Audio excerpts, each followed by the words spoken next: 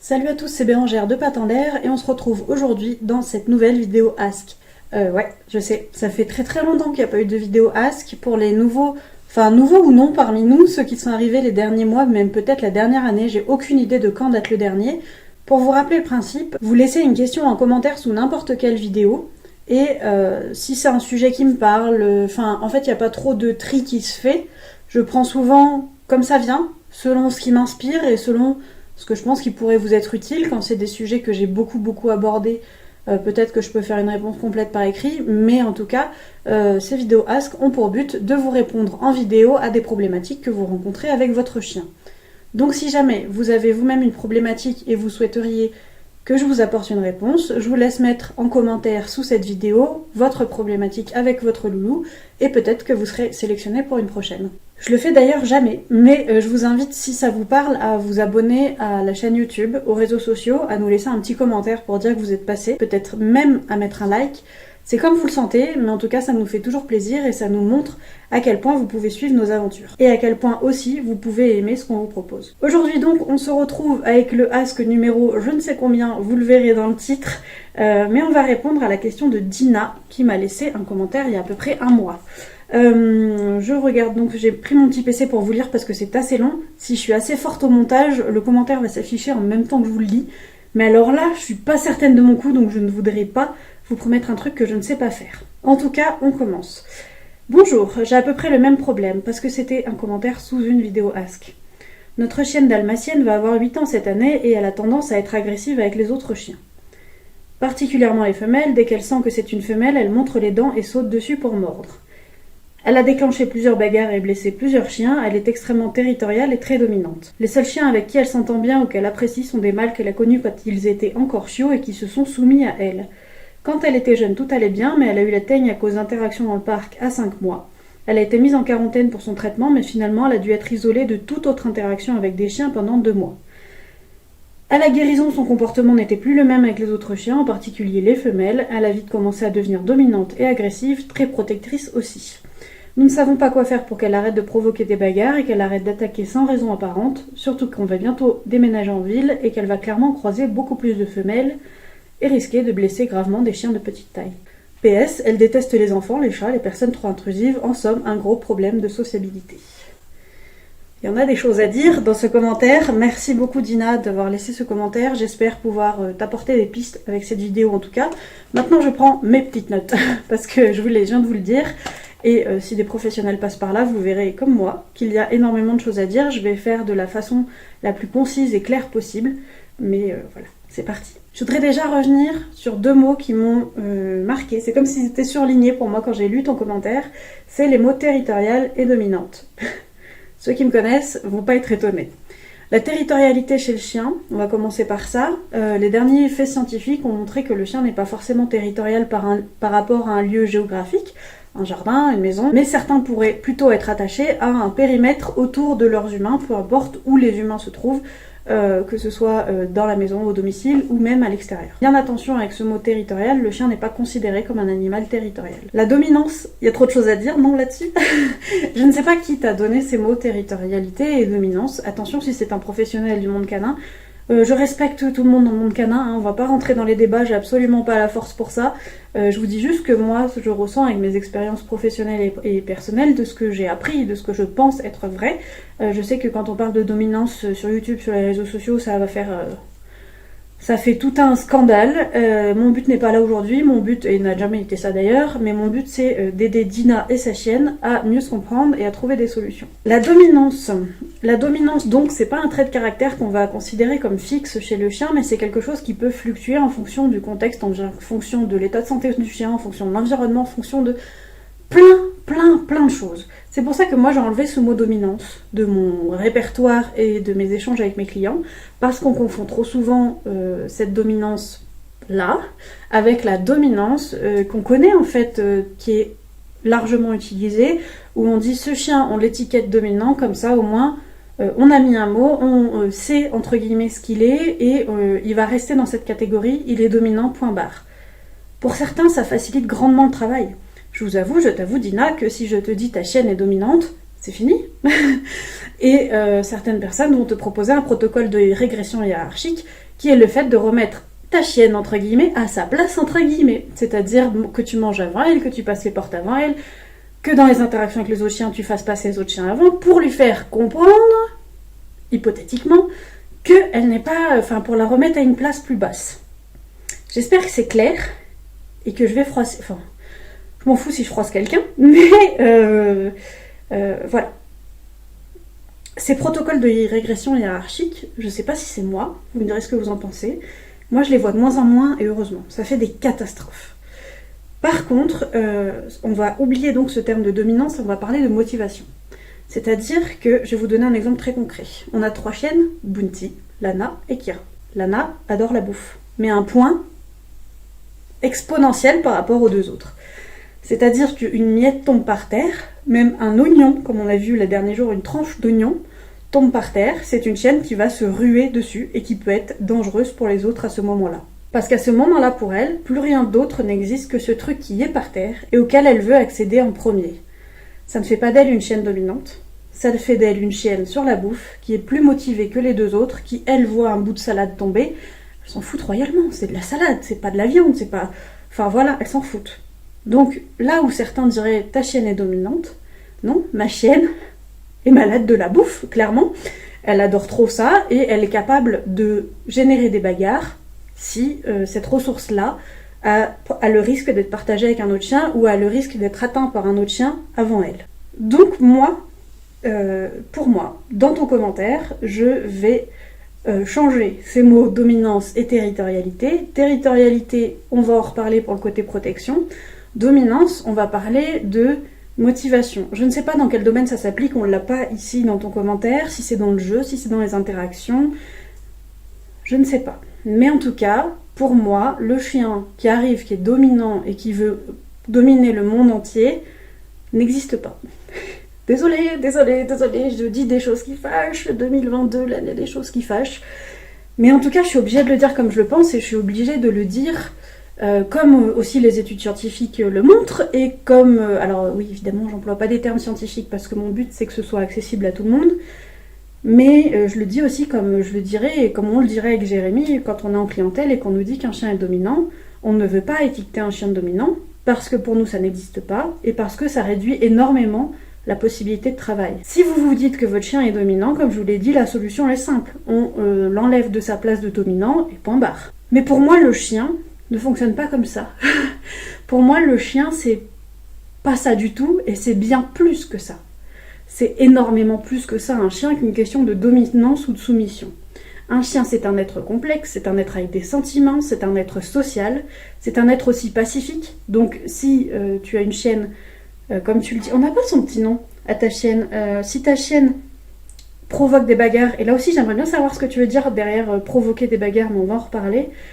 C'est sûrement qu'il y a une autre raison derrière que la dominance. Encore une fois, aucune envie de me lancer dans un débat, même si je sais que dans les commentaires, peut-être qu'il y aura un débat. La première vidéo de la chaîne traitait de la dominance, et je crois qu'il y a encore des débats dessous. Je respecte tous les avis, je vous le dis toujours, je travaille comme je le souhaite, et les gens qui aiment cette vision du chien me suivent. Les autres, eh bien, il y a énormément maintenant de personnes qui font du contenu autour du chien sur YouTube, donc je vous souhaite de trouver votre bonheur. Mais moi, j'ai cette vision-là du chien. Elle pourra changer, mais je ne pense pas qu'un jour je puisse penser qu'un chien est dominant. En tout cas, pas envie de me lancer dans un débat. J'accepterai vos commentaires et ils seront filtrés seulement si il y a de la haine dedans, si on m'insulte, comme ça peut arriver. Là, évidemment, si on m'insulte, si on insulte, si on se moque de quoi que ce soit, voilà, j'ai pas de temps à perdre. Donc ces commentaires-là seront modérés.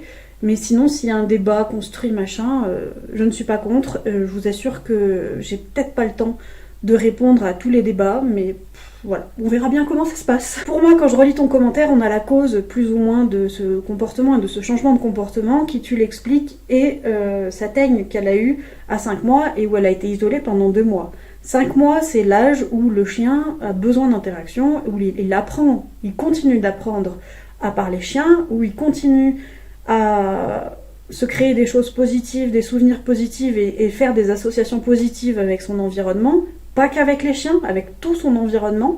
Donc c'est un âge qui est assez critique dans la croissance du chien. C'est vraiment l'âge où le chien se forme aussi, donc il y a plein de choses qui bougent à cet âge-là, et le fait qu'à 5 mois, cette chienne a dû être isolée pendant 2 mois pour raison de santé, ça peut causer de gros dégâts sur le comportement. C'est la même chose avec certains chiens qu'on a en clientèle qui ont été adoptés en hiver, et les personnes ont la flemme de sortir le chien en hiver pour faire un peu de socia, et bien on retrouve au printemps des problèmes de comportement parce que le chien n'a rien vu. C'est aussi une autre question polémique du monde du chien, je suis désolée, la question de la vaccination. Certains vétérinaires vont vous dire de ne pas sortir du tout votre chien tant qu'il n'a pas eu son rappel de vaccin. En tant qu'éducateur canin, on vous dira de faire attention là où vous promenez votre chien, d'éviter les endroits à forte déjection pour ne pas mettre votre chien en danger, mais de ne pas enfermer votre chien jusqu'à son rappel de vaccination.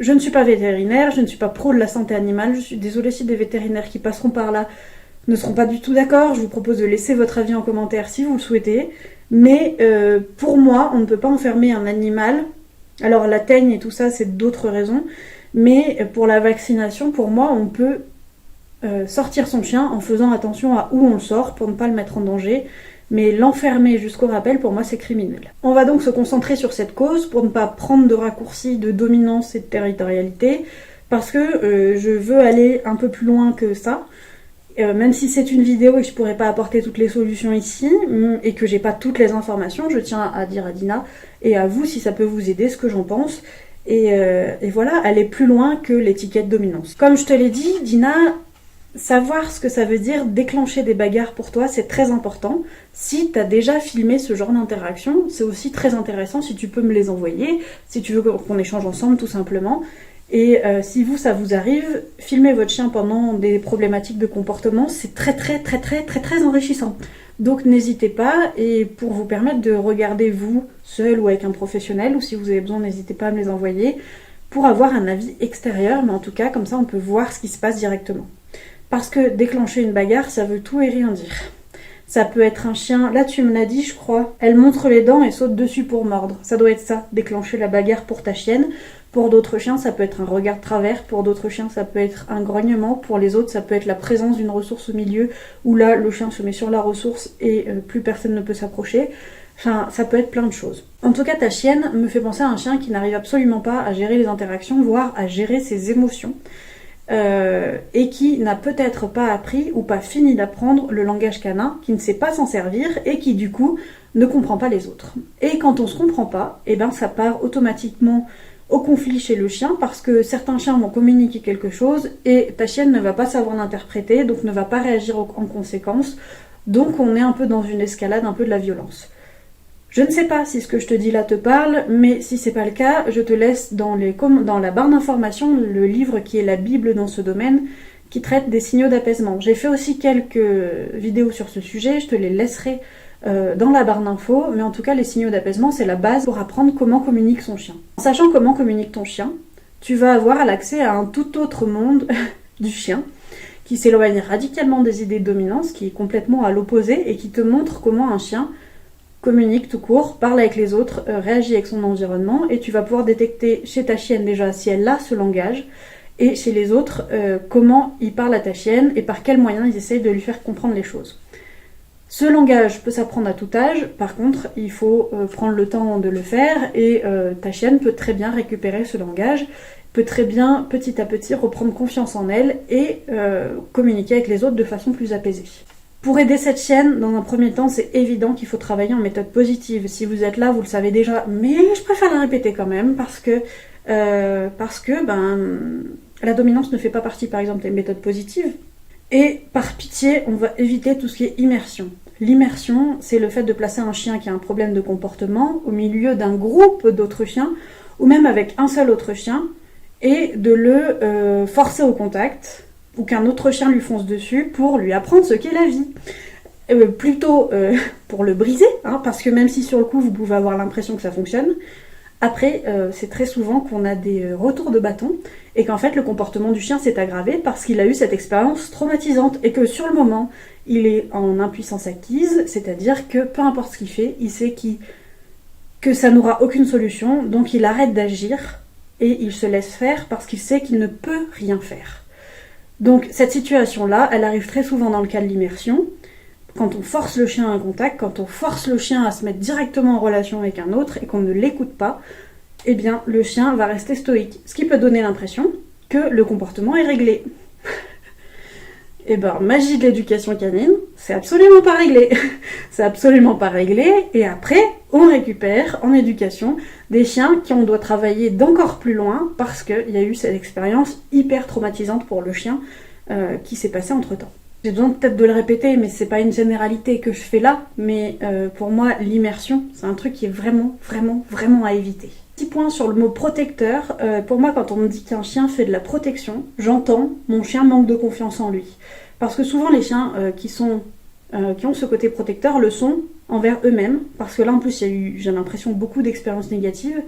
Donc, c'est plutôt par elle-même, pour elle-même, qu'elle va chercher à réduire les risques peut-être. Ce côté protecteur pour moi, c'est donc plus un manque de confiance en elle, et si jamais elle cherche à être protectrice, ce sera envers elle-même. Tu dis en PS qu'elle déteste les chats, les enfants et les personnes trop intrusives.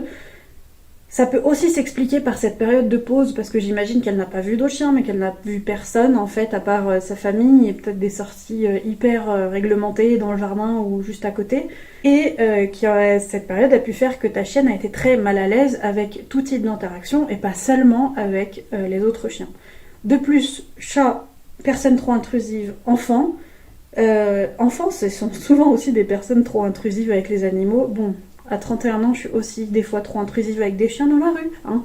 Mais c'est souvent un genre de public où on ne peut pas trop prédire les comportements qui vont suivre. Donc les chiens qui manquent de confiance envers l'environnement vont encore avoir plus de mal avec ce type de public parce qu'ils ne peuvent pas deviner ce que sera la suite, et ils ne peuvent pas deviner ce que sera la suite des événements, donc ils sont mal à l'aise. J'espère que c'est clair. En tout cas, ce problème que tu rencontres avec les chiens, ce n'est donc pas un problème avec les chiens, c'est un problème dans la globalité de la vie de ta chienne.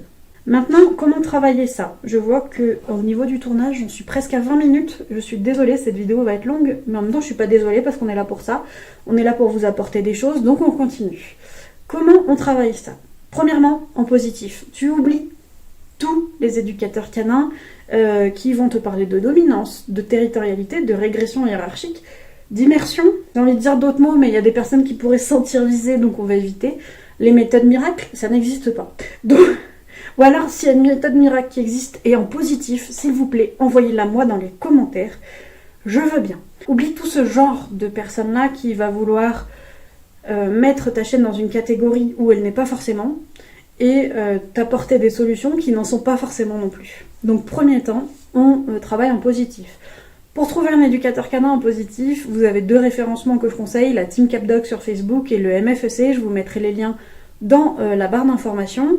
Évidemment, comme dans tous les regroupements, il peut y avoir des professionnels qui ne sont pas tellement positifs. Ça, les personnes qui gèrent ces annuaires-là sont pas des dieux, donc il faut aussi vous faire votre propre idée sur la personne avec qui vous travaillez, avoir le feeling, faire un premier rendez-vous, avoir un entretien téléphonique, peu importe. Si jamais Dina ou quelqu'un d'autre vous avez besoin, je suis aussi disponible, je fais des cours en visio, parce que pour l'instant nous sommes en montagne. Donc on fait des cours en visio, au printemps on les reprendra sur le côté de la Vendée, de l'ouest de la France, donc on pourra en reparler, mais pour l'instant c'est en visio. Ensuite, méthode de travail. Pour nous, on travaillerait ça à distance, c'est-à-dire pas d'immersion. Par contre, on travaille avec un chien, pour moi, c'est Lana, qui est bien codé et qui sait bien parler au chien. Pareil, quand on vous jette un chien dessus sur le vôtre et qu'on vous dit il régule, oubliez, on oublie les chiens de régulation, s'il vous plaît. Essayez autre chose si jamais vous êtes parti dans la régulation et que ça ne marche pas. Essayez autre chose, ça change la vie. Mais pour ma part, je travaille avec un chien, depuis que je l'ai, depuis ces 2 mois, Lana a été récompensée pendant des mois dès qu'elle produisait un signal d'apaisement. C'est une chienne qui s'exprime énormément avec les autres et qui aide les autres à s'apaiser et à reprendre leur communication et à reprendre confiance en eux. Nous, en tant que professionnels, notre but, c'est de faire en sorte que votre chien réapprenne à communiquer avec les autres et des interactions les plus sereines possibles, et en même temps, vous apporter à vous le calme et la confiance nécessaires pour accompagner votre chien. On travaille hyper progressivement, à distance, je vous l'ai dit, en respectant la zone de confort du chien. Zone de confort, je ne vais pas revenir ici là-dessus dans cette vidéo. Je vous laisserai une vidéo, un live qu'on a fait pendant le confinement, dont je me souviens parce que je crois que c'était un de mes préférés, où on a parlé du travail du chien réactif. Il me semble que c'était ça le thème. En tout cas, la zone de confort, c'est un truc que on en parle très très souvent. Donc, je vous laisserai les ressources que je pense nécessaires pour cette gestion de la zone de confort, mais on ne force jamais un chien à rentrer dans cette zone où il est mal à l'aise. Imaginez, moi, je vous donne un exemple, j'ai la trouille des araignées. Même si en vivant dans un camping-car, je vous avoue que ça va un peu mieux. Mais j'ai la trouille des araignées. Si on me met une araignée comme ça, une Maitika, et qu'on me dit, tu te mets à 5 cm et tu la regardes dans les yeux, je vais avoir encore plus peur des araignées, j'en ai déjà des frissons en parlant. Par contre, si on me met, l'araignée elle est là, on me met à l'autre bout de la pièce là-bas, et on me dit, dès que tu regardes l'araignée, je te donne un bonbon. Alors si on me donne un M&M's ou un dragibus noir, moi je peux vous dire que je vais la regarder l'araignée. Je vais mettre un moment au début parce que je vais me dire, est-ce que cette récompense est assez forte pour que je regarde cette araignée? Eh bien si j'estime qu'elle est assez forte, ça va me permettre d'évoluer et d'associer l'araignée à quelque chose de positif. C'est un raccourci hyper rapide, mais c'est pour faire un peu comprendre les choses. Pareil, ou sinon, ah non, dès que vous jetez un œil à l'araignée, on vous donne 500 €. À moi, je la regarde toute la journée, l'araignée.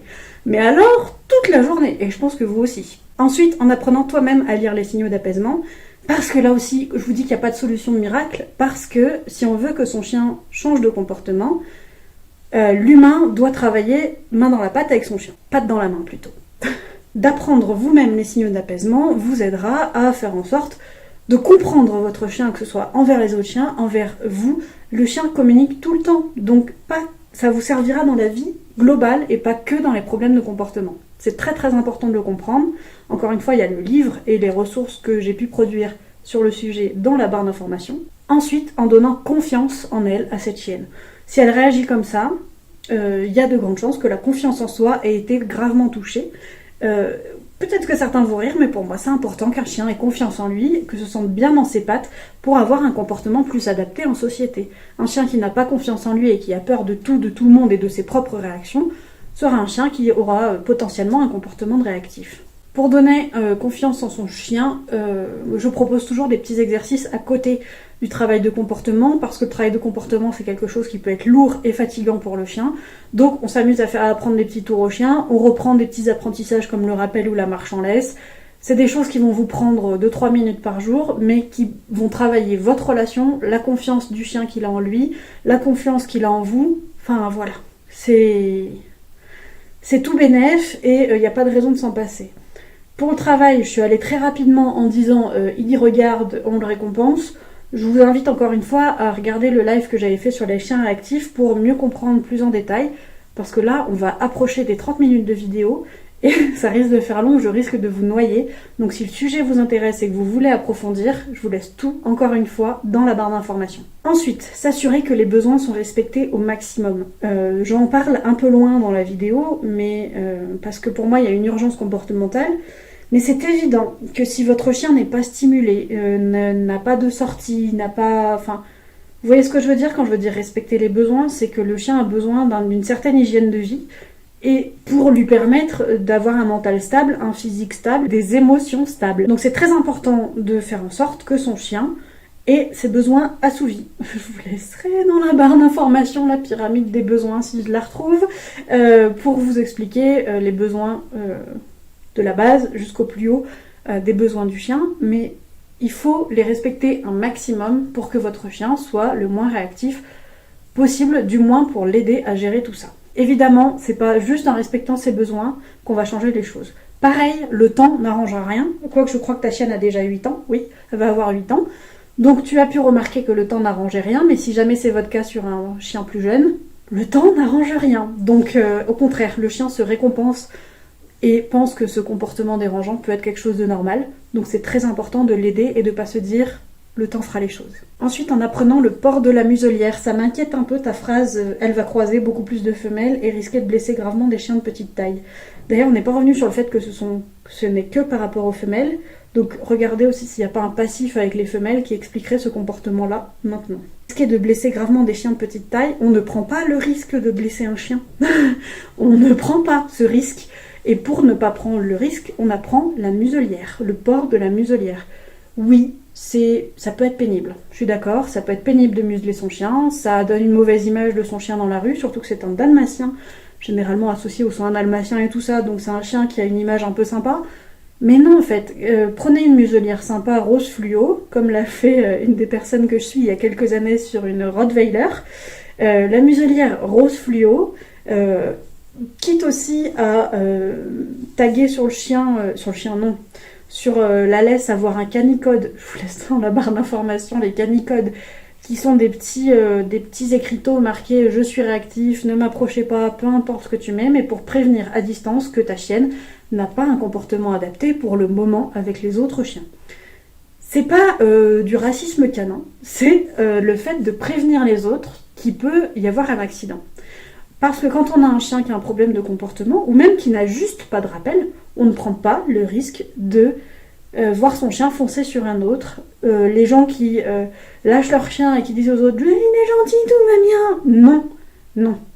Je suis humaine, mes chiennes, quand elles sont vraiment très très motivées, ça peut arriver que ça arrive 1 à 2 fois par an. Et alors là, je me mords les doigts et on reprend le travail parce que vous ne savez pas sur qui vous tombez en face. Sur un chien réactif, c'est encore autre chose parce que tu le sais qu'il y a un problème, tu le sais que ta chienne a ce comportement. On peut pas jouer à la roulette russe en se disant « Là, peut-être que ça va passer ». Non, là on met en danger la vie d'autres chiens. Peut-être que tu muselles déjà ta chienne ou que tu évites tout contact, et alors là je suis désolée de dire ça pour toi, mais ça peut servir à d'autres personnes qui passeraient par là. Ne prenez pas de risque de blesser un autre chien. Et voilà. Je me dis toujours, imagine ça tombe sur toi et qu'on blesse ton chien. Enfin non. Donc ne prenons pas ce risque et muselons le chien. Pour l'apprentissage de la muselière, j'ai fait une vidéo sur la collerette qui est dans la barre d'infos, comme d'habitude, mais c'est le même type d'apprentissage. C'est la même façon d'apprendre que la collerette, juste quand vous prenez une muselière, s'il vous plaît, évitez les muselières en nylon qui font juste le tour du nez. Prenez une muselière panier, c'est-à-dire une muselière qui prend la gueule du chien, qui est en forme de grillage, là, donc moi je les ai en plastique. Vous voyez, moi mes chiens ne sont pas muselées, même dehors, mais j'ai des muselières au cas où. Au cas où j'ai besoin de faire un soin qui serait sensible et qui est une urgence vitale sur mes chiens, que je veux vraiment pas me faire mordre, mais il faut que je lui sauve la vie, je muselle mon chien. Au cas où je ne sais quoi, c'est très très rare qu'elle soit muselée. Par contre, les 3 savent porter la muselière au cas où. La muselière, c'est valable du coup pour n'importe quel type de chien. On protège tout le monde et on protège son chien. Parce que là, je parle du chien qui sera agressé, mais si ta chienne agresse un autre chien, il y a un moment, il va y avoir une procédure mordeur qui va être mise en place avec le vétérinaire si ça n'a jamais été fait. Et procédure mordeur si jamais aussi elle attaque un humain.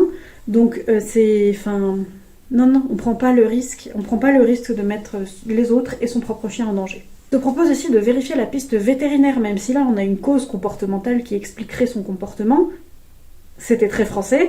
On va vérifier chez le vétérinaire que tout va bien, notamment au niveau des hormones, au niveau de sa thyroïde. Je suis pas veto, donc ça à voir avec ton vétérinaire, mais de faire un bilan sanguin complet pour s'assurer que tout va bien chez ta chienne et qu'il n'y a pas de problème à régler. Parce que si on passe à côté d'un souci veto, on passe des mois, des années à travailler quelque chose qui, avec un traitement adapté, irait tout de suite mieux. Se faire aider. Je suis là encore une fois si besoin de se faire aider. Je suis à ta disposition.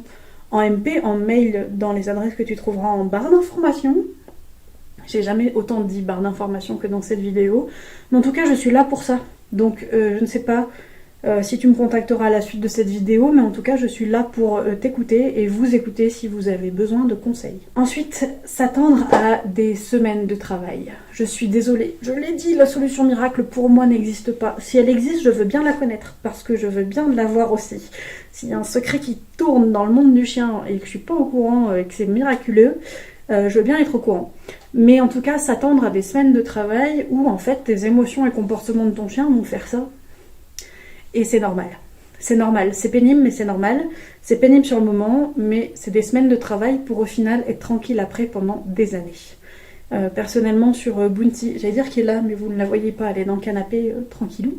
On a travaillé 3 ans avant que ce soit un chien qui puisse sortir dehors sans avoir peur des autres et sans vouloir bouffer tout le monde.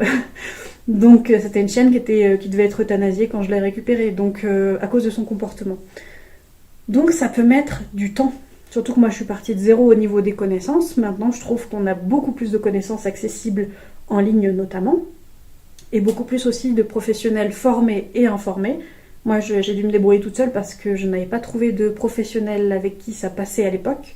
Et puis je suis tombée dedans et j'en ai fait mon métier. Mais en tout cas, il faut s'attendre à ces semaines-là qui vont être émotionnellement chargées. On ne peut pas compresser ce temps à l'infini. Parce qu'en fait, on demande à ta chienne de changer sa façon de réagir par rapport à son environnement. C'est comme si moi, on me demandait de ne plus avoir peur des araignées. J'ai toujours eu peur des araignées. Donc ça va mettre du temps si un jour je désire changer ce comportement. Et cette réaction émotionnelle que je ne maîtrise pas forcément. C'est pareil pour ton chien. Comme je vous l'ai dit, il n'y a pas de solution miracle, mais il y a plein de choses qui sont possibles de mettre en place. Ici, et parce que c'est déjà long, on s'est arrêté au comportement et à l'éducation canine, mais il y a plein d'aides, que ce soit en naturel, que ce soit de la communication animale, que ce soit en homéopathie, il y a énormément d'aides que tu peux appliquer si tu n'as pas déjà plongé là-dedans pour aider ta chienne à aller mieux tout simplement. Je peux pas te dire par contre que dans quelques mois ta chienne aura un comportement irréprochable. On peut jamais dire que tout est rattrapable. Si jamais quelqu'un vous dit que tout va se régler hyper facilement, bah méfiez-vous. Si on vous donne aussi voilà, des promesses comme ça, méfiez-vous. Par contre, moi je vous dirai toujours que tout est travaillable. Je ne sais pas ce qui sera solutionnable parce que ça dépend d'énormément de facteurs et ça dépend du chien. Ça dépend de comment vous travaillez avec lui, ça dépend de comment vous êtes accompagné, mais tout est travaillable. Et à n'importe quel âge. Et sur n'importe quel chien, même sur des gros chiens. Parce que je vois venir les petits commentaires, oui mais sur un chien qui fait 80 kilos, ben... Le dernier qu'on a aidé en réactivité, il faisait pas 80 kilos, mais c'était un beau molosse. Oslo, si tu passes par là avec les humains, on t'embrasse. Je voulais le répéter un peu en fin de vidéo, mais ces pistes et ces avis que je vous donne ici sont des avis de ma propre expérience personnelle et professionnelle, sont des avis par rapport à ce que j'ai pu apprendre, et je suis désolée de faire cette petite aparté, mais dès qu'on parle de dominance, c'est un peu comme si vous parliez du fameux virus qui tourne en ce moment dans le monde. Et c'est un peu un sujet sensible. Donc je tiens quand même à le dire que ce n'est que mon avis, que je ne suis pas vétérinaire, que je ne suis pas scientifique, que je ne suis pas éthologue, que je suis un pauvre petit éducateur comportementaliste canin qui travaille et qui se forme depuis bientôt 10 ans dans ce métier. J'ai pris un coup de vieux dans la tête en disant ça, mais en tout cas, depuis toujours je suis passionnée des chiens, je me renseigne. J'étais du côté obscur de la force, j'ai appris le côté obscur de la force avant de passer au positif. Le côté très obscur. Je sais qu'il y a des étages en monde de l'éducation canine, que c'est pas tout noir, que c'est pas tout blanc, qu'il y a du gris. Je le sais. Je vous donne juste mon avis à moi. Si vous voulez débattre en commentaire, encore une fois, ils sont ouverts. Ils seront modérés que si je vois des insultes, que si je vois des trucs pas respectueux envers les autres. Et qu'encore une fois, je trouve que je me suis déjà beaucoup exprimée dans cette vidéo, donc je ne suis pas sûre d'avoir le temps de tout répéter à l'écrit, parce que c'est ce que je vais faire si jamais un débat se lance. Je vais répéter ce que je vous dis ici. Donc si jamais vous souhaitez être informé plus en détail sur le monde du chien, je vous invite à faire vos propres recherches et à voir ce qui vous parle à vous. Voilà, on est dans une vidéo, je suis d'accord qu'elle est hyper longue, mais ça ne reste qu'une vidéo. C'est sûr déjà que j'ai oublié des choses, c'est certain. C'est certain parce qu'on n'est pas dans un bilan comportemental où ça va durer 1h30, 2 heures, voire 3 heures avec nous, ça c'est assez courant. Mais on n'est pas dans ce bilan où j'ai toutes les informations, où j'ai le chien devant moi, où je peux voir son comportement directement, où j'ai des vidéos, où j'ai plus de détails, où j'ai une réponse directement de l'humain, ça je l'ai pas. Donc j'ai forcément oublié les choses. Je reste à la disposition de Dina et de toutes les personnes qui voudraient échanger avec moi sur n'importe quel sujet au sujet de leur chien. Et si besoin d'un bilan comportemental, évidemment, je suis aussi disponible. Voilà. J'espère que cette vidéo vous aura plu. Plu, je sais pas si c'est le mot, hein, parce que elle parlera sûrement pas à tout le monde, mais qu'elle vous aura peut-être informé sur des choses, que je vous aurai peut-être appris 2 ou 3 choses, et vous avez de quoi regarder normalement dans la barre d'informations. Vous en avez des ressources à voir. Je vous remercie de votre future bienveillance dans les commentaires. Et voilà. Je vous remercie aussi de ces questions que vous me posez. N'hésitez pas à poser la vôtre si vous voulez passer dans un prochain Ask. Pour ma part, je vous dis à très vite. Et encore merci d'être là. Et à plus dans la prochaine vidéo. Salut!